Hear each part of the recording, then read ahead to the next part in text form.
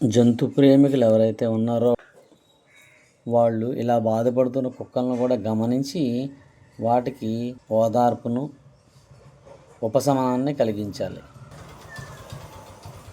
ఈ కుక్క చూడండి, దానికి అప్పటి నుంచో ఒళ్ళంతా చిడుము పట్టింది. దాన్ని గోక్కుంటూ అలా గోక్కుంటూనే ఉండి బాధపడుతూ ఉంది.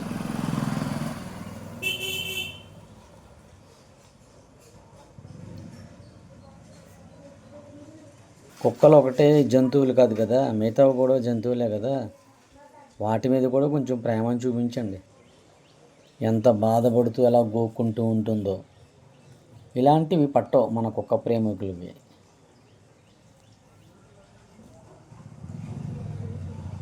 ఇలాంటి వాటిని తీసుకెళ్ళి సంరక్షించే బాధ్యత ఎవరిది?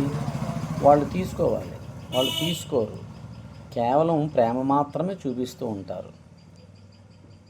ఇలా మా వీధిలో సుమారుగా 5-6 కుక్కలు ఇలా చుడుముతో, దురదతో గోక్కుంటూ బాధపడుతూ ఉన్నాయి. అందులో ఒక కుక్క ఇది ఏం చేస్తుంది, మిగతా వాటికి అంటిస్తుంది.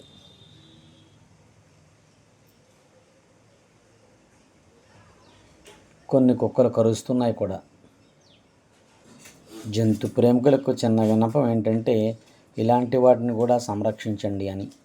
తమ జంతు ప్రేమను కుక్కల మీదే కాకుండా మిగతా జీవుల మీద కూడా చూపిస్తే బాగుంటుందేమో అని నా ఉద్దేశం. ఆ గోక్కోలేక ఏడుస్తుంది.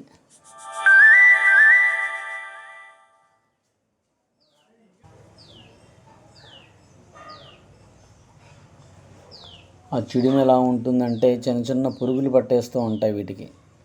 ఆ పురుగులు శరీరం మొత్తం అంతా పాకేస్తాయి. జుట్టు మొత్తం ఊడిపోతుంది. అలాగే ఈ కుక్కకి జుట్టు అంతా ఊడిపోయింది. దాన్ని పెంచుకుంటున్న వాళ్ళు ఏం చేశారు, దాన్ని వదిలేశారు. బాగున్నప్పుడు కౌగిలించుకుంటారు, బాగాలేనప్పుడు వదిలేస్తూ ఉంటారు.